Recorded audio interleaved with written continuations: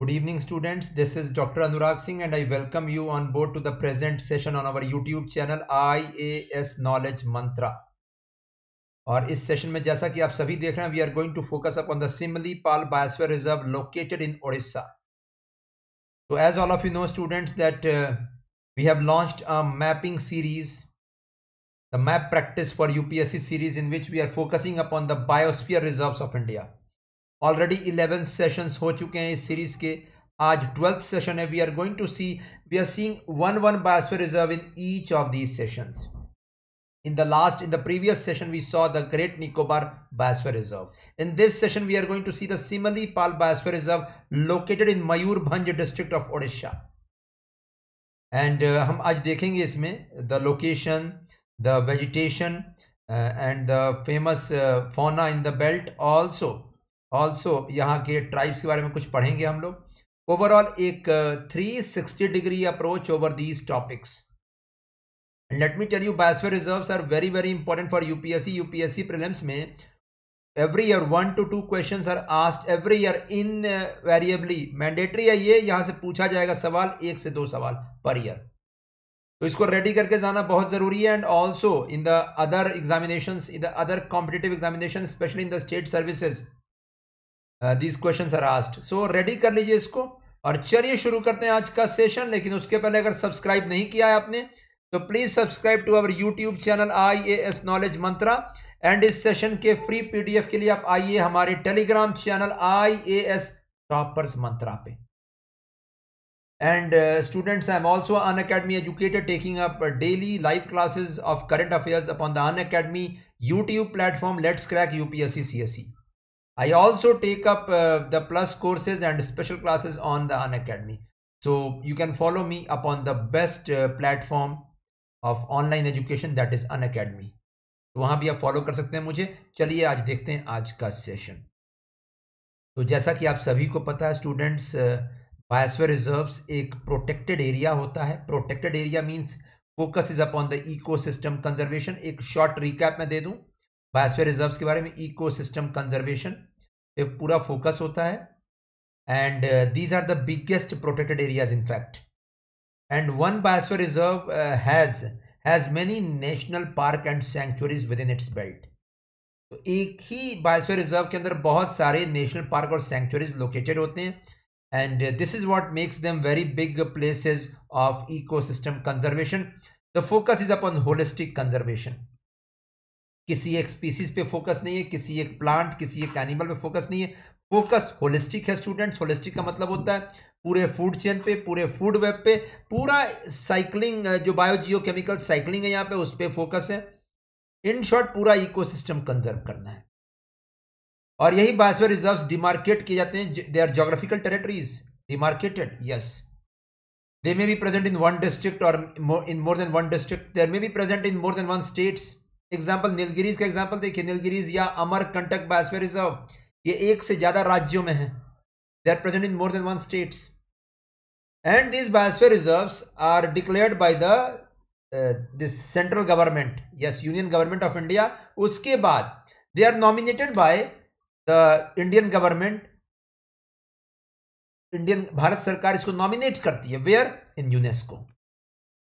तो UNESCO, United Nation Educational Scientific and Cultural Organization, UNESCO का एक प्रोग्राम है मैन एंड बायोस्फीयर प्रोग्राम. तो उसके लिए नॉमिनेशन जाता है. And after following a strict criteria and selection criteria follow करके UNESCO chooses certain biosphere reserves in its list. So this is done not only by India, it is done by many countries across the world. और UNESCO का एक programme है man and biosphere programme, which was launched by UNESCO in 1971. Yes, ये देखिए, man and biosphere programme. And once the biosphere reserves nominated by the national governments across the world find their way into the list. इस list में अगर नाम आ गया तो उसके बाद फंडिंग शुरू होती है यूनेस्को से. टेक्निकल हेल्प मिलता है यूनेस्को से. So UNESCO goes on to support the initiative of ecosystem conservation. UNESCO का भी सपोर्ट मिल जाता है. But not all biosphere reserves find their way into the list. तो सिलेक्शन क्राइटेरिया होता है, उसी के बेसिस पे इसमें लिस्ट में आते हैं। और ये देखिए, एक बायोस्फीयर रिजर्व के अंदर बहुत सारे रीजन्स होते हैं, ये देखिए। एंड बायोस्फीयर रिजर्व में सबसे बड़ी बात है the ecosystem conservation is done using local solutions. ये देखिए, local solutions to global challenges. तो ग्लोबल चैलेंजेस है एक बायोडाइवर्सिटी डिप्लीशन, उसके लिए local solutions, locals, communities, tribals को लेकर यहां प्रोटेक्शन किया जाता है। इसीलिए a biosphere reserve is demarcated into 3 zones. The inner area is the core zone. You can see it here, core area. In this only research activity is allowed. Research activity देखिए यहाँ पे, research activity this is allowed. Research for ecosystem conservation, research and development. And the outer 2 areas buffer zone देखिए, उसके just बाहर का area, उसके बाहर transitional area. In both these there are all the 4 activities allowed. Research also you can see in both these regions. Also human settlements, yes, देखिए locals का settlement यहाँ पे. Also tourism you can see it here, and education and training. तो दूसरे examinations में state services में ये भी आ सकता है that arrange the zones of biosphere reserve from inwards to outwards. तो सबसे अंदर कोर एरिया, फिर बफर जोन, फिर ट्रांजिशनल एरिया। और आइए देखते हैं स्टूडेंट्स, इंडिया ने भी डिमार्केट किए हैं बहुत सारे बायोस्फीयर रिजर्व। आज हमारा पूरा फोकस शिमलीपाल नेशनल पार्क के ऊपर है। ये देखिए, इसी नेशनल पार्क को बायोस्फीयर रिजर्व डिक्लेयर किया गया। It is in Odisha, northern eastern belt, you can see it here, just near Jharkhand border. और शिमलीपाल सिमुली ट्री से नाम पड़ा, हम देखने वाले इसको। And you can see it here, this is the Eastern Ghats out here. Eastern Ghats इसी बेल्ट में लाई करता है। It's a broken sequence of the mountains and it lies right from Odisha till Tamil Nadu. तो इसी बेल्ट में 2 बायोस्फीयर रिजर्व्स हैं ईस्टर्न साइड में, eastern coast की तरफ। एक है शिमलीपाल इन ओडिशा और एक है आंध्र प्रदेश में शेषाचलम हिल्स। एंड बहुत recently, just this is the recent news, 1 month back, Odisha state government has nominated also the Mahendragiri belt just south of river Mahanadi as a new biosphere reserve. तो महेंद्रगिरी बेल्ट पे भी न्यूज आ रहा है, ठीक है, विल सी इट। अभी declaration नहीं किया गया, जस्ट प्रपोज किया गया, it's proposed a new biosphere reserve. तो चलिए आगे बढ़ते हैं स्टूडेंट्स, देखते हैं ईस्टर्न घाट्स किस किस जगह पर लोकेटेड है। Eastern Ghats we can see they are a broken sequence of mountains, broken, yes, they are very complex mountains, very complex rock से बने हुए हैं। इसीलिए इनका ओरिजिन फेज, दिस क्या कहते हैं, एग्जैक्टली ओरिजिन फेज, एग्जैक्ट किस फेज को बिलोंग करते हैं, it's difficult to tell. And these are broken because of the rivers deltas. ये देखिए रिवर महानदी का डेल्टा यहाँ पे, ठीक है। ये देखिए रिवर गोदावरी का डेल्टा यहाँ पे, रिवर कृष्णा का डेल्टा यहाँ पे, ठीक है। Ultimately and river Kaveri out है डेल्टा, रिवर पलार आउट है इस जगह पे। So out here, many rivers, they find their way between the eastern ghats and form deltas in this belt. This is why they are broken. Also, इसका मतलब है यहाँ deltas भी हैं, river के deltas. And apart from that, students, सबसे बड़ी बात है that they are of very old age, और means बहुत old rocks हैं. In fact, western घाट से भी ज़्यादा पुराने हैं. So they are older than the western ghats, older than the Himalaya, and this is the reason they are of low height. Massive erosion has happened and they are of very low height. As far as कौन-कौन से states में present है, the massive chunk of eastern ghats is present in Andhra Pradesh, 40%, you can see it here. तो पूरी eastern Ghats का 40% आंध्र प्रदेश में, बाकी 25% 25% each lies in Tamil Nadu and Odisha, as you can see. And remaining 10%, उसमें 5% in Karnataka, 5% in Telangana. So this can be asked in UPSC. Eastern Ghats lies in how many states? It's 5 states. Be clear about it. The maximum area lies in Andhra Pradesh. 75,000 square kilometers is the extent of Eastern Ghats. This is dissected by Mahanadi, Godavari, Krishna, Penneru and Kaveri rivers, as you can see. और चलिए देखते हैं, ये देखिए the same thing has been repeated out here. तो आंध्र प्रदेश में highest means largest area of Eastern Ghats, followed by Tamil Nadu and Odisha on second rank, 25% each. ये देखिए, followed by Telangana and Karnataka.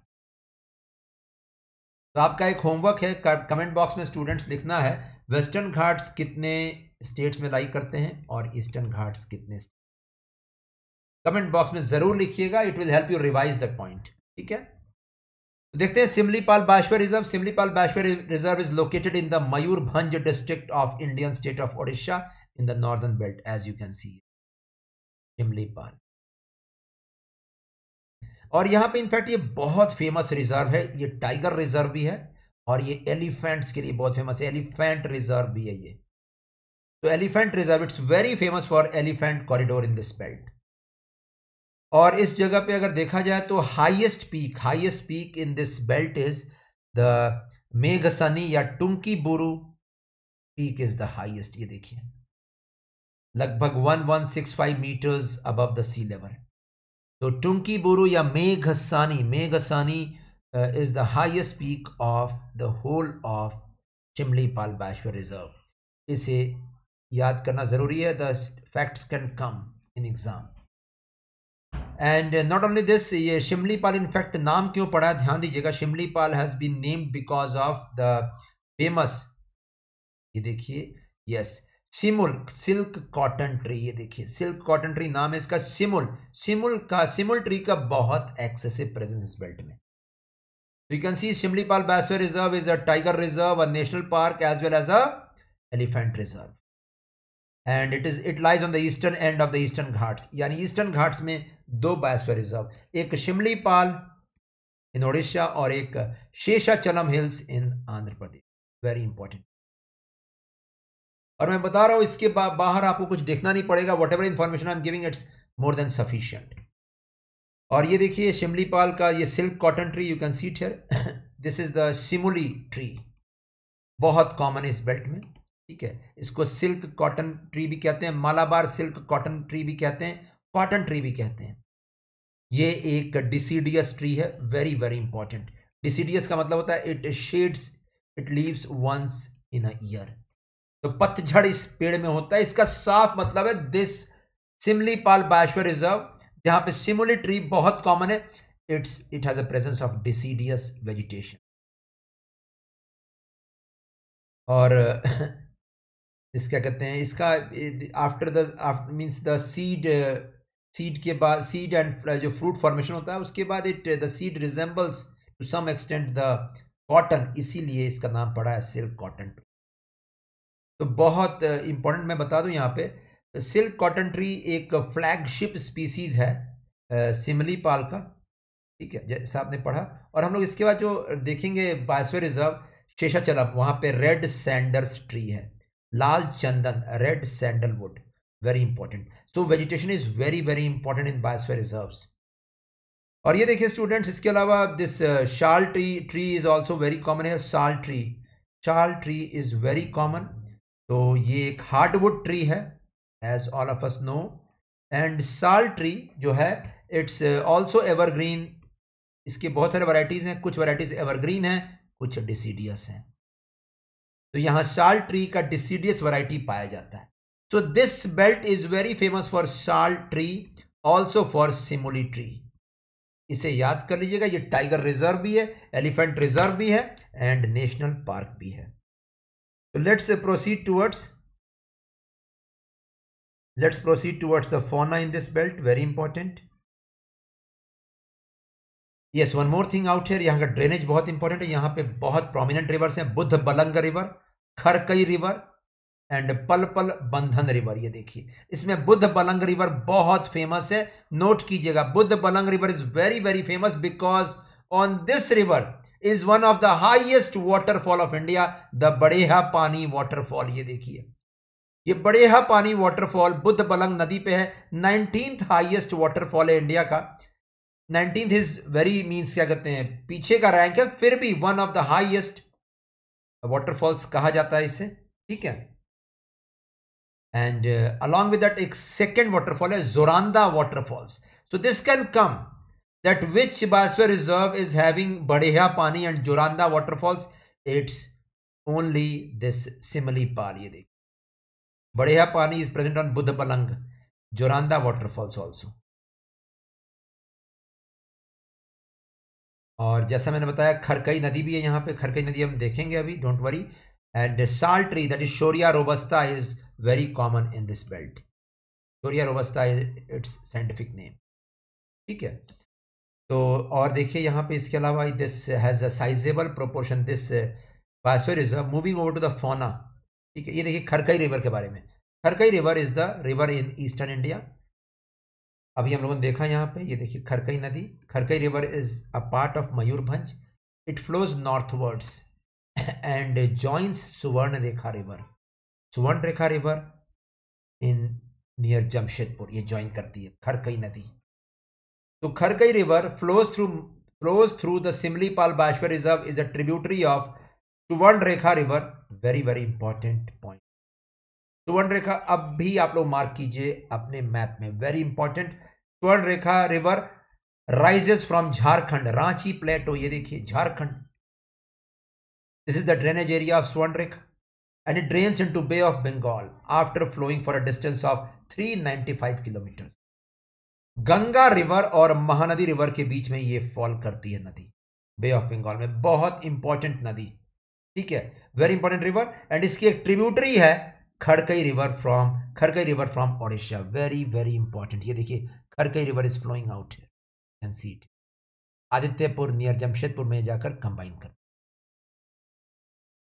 So this Swarnrekha river, very important. It is flowing through. You can see it's flowing through the hard rocks of Chota Nagpur plateau area, and this is why students, this doesn't carry sediments. Sediments carry नहीं करती है, and it forms a estuary in the Bay of Bengal. Estuary. Sediments तभी carry होंगे जब this soft rocks पे flow करेगी river. तो Swarnrekha river is very important. इसकी एक ट्रिब्यूटरी है Kharkai river rising from Odisha Mayurbhanj district and flowing in the Simlipal biosphere reserve. And Swarnarekha river also forms a boundary between West Bengal and Odisha in the lower course. It forms a boundary, very very important point. ये boundary बनाती है waste Bengal और उड़ीसा का। So this is it. Moving on to the fauna of this belt. Fauna में देखिए यहाँ पे एक बहुत famous animal chousingha, the four-horned antelope is found. You can see it here. Chousingha, chousingha means four horns. ये देखिए 1 2 3 4. And this chousingha, it's a flagship animal of this park. This biosphere reserve. This can come. What is the IUCN status? It's vulnerable. You can see it here. Vulnerable status in IUCN. इतना ही नहीं, this belt is also famous for reptiles. Reptiles के लिए बहुत famous है। And sizeable population of reptiles like snakes and turtles and मगरमच्छ। The मगर crocodile management programme यहीं पे कैरी आउट किया गया था खैरी रिवर में इन ओडिशा। तो mugger crocodile management programme is very very important programme carried out for the conservation of magarmachh. And let me tell you students, Odisha is the only state of the whole of India which has all the 3 species of crocodiles inside its territory. तीनों species crocodiles के जो India में पाए जाते हैं वो तीनों एक जगह पे पाए जा रहे हैं। यहाँ पे घड़ियाल सेकंड, ध्यान दीजिएगा, घड़ियाल जिसका साइंटिफिक नेम है gavialis gangeticus, second magarmachh and third salt water crocodile. तो salt water crocodile crocodylus porosus इसका नाम है। No need to remember the scientific name. There are 3 types of crocodiles, घड़ियाल, magarmachh, you can see it here, and salt water crocodile. Salt water crocodile will also saw in Great Nicobar biosphere reserve, और ये on the verge of extinction थे, इसीलिए इनको protection दिया गया। Conservation चल रहा है still in Odisha. So these are the famous fauna, and also students very common is elephant and tiger. Elephant tiger आपको पता ही है, बहुत कॉमन इस ईस्टर्न घाट्स में, बहुत कॉमन fauna। और अब एक रीसेंट न्यूज की तरफ बढ़ते हैं। वाइल्ड फायर सिमलीपाल में अकर किया on, if I am not wrong, 4 March. This news came up in the Indian express, 4 या 5 मार्च 2021 का news. A massive fire has threatened to cause colossal damage to Simlipal Biosphere Reserve, one of the largest biosphere reserves of India। और इसका मतलब देखिए यहाँ पे इसी को मैंने यहाँ पे the whole this news and explanation has come up separately out here, you can see it here। 1994 में this was declared as a biosphere reserve. The date is not important. Simlipal has a huge variety of plants, 3,000 species of plants. Many are endemic in nature. Fire was very intense. Fire यहाँ लगता क्यों है ये देखना जरूरी है. How fire prone is Simlipal? Simlipal is the one of the most vulnerable forest to the forest fires. Vulnerable. क्योंकि this is a deciduous belt of vegetation. Deciduous का मतलब ये होता है पतझड़ का मौसम, सूखा ग्रसित क्षेत्र. And this is why the Fyers come up in this belt every year almost. The duration of fire coincides with the shedding of deciduous forest in the forest areas. The fallen leaves are more vulnerable to catching fire, and this is one of the natural reasons. Yes, natural reasons why it catches fire. और ये देखिए यहाँ पे कुछ tribes भी रहते हैं. उन ट्राइब्स में देखिए यहाँ पे home to variety of tribes: Kolha, Santhal, Bhumija, Bhatudi, Gond, Kharia, Mankirdia and Sahara. इसमें सबसे इंपॉर्टेंट पॉइंट है the last 3 are hunter gatherer communities. Yes, इसका साफ साफ मतलब है they are particularly vulnerable tribal groups. Kharia, Mankirdia and Sahara. The rest tribes have taken up to agriculture. जबकि ये last 3 are prone to are the most vulnerable because they are hunter gatherers. Hunting and gathering पे अभी भी depend करते हैं. They primarily live off after collecting the forest produce. ये बस उसी पे डिपेंडेंट हैं. और यही वजह है that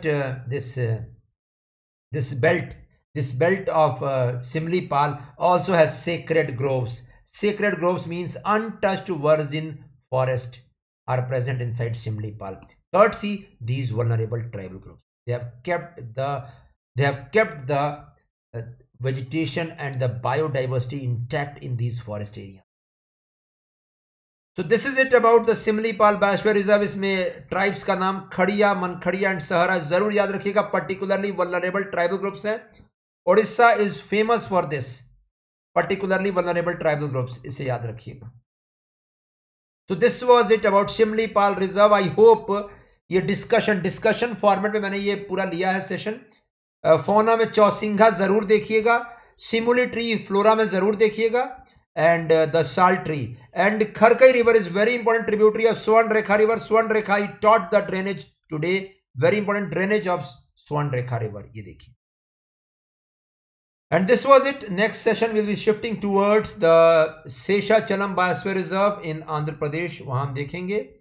And in this way the whole series will get complete. Almost series complete हो गया. 5 to 6 sessions are remaining. So that's it. इस सेशन के फ्री पीडीएफ के लिए आइए हमारे टेलीग्राम चैनल IAS Toppers मंत्रा के ऊपर. So come and take up the PDF upon the telegram channel IAS Toppers mantra. And yes, within the next 5 days this series will I will finish the series to move to some other topic. IAS Toppers mantra is the name of the telegram channel. Thanks a lot. Take care. I will end the session.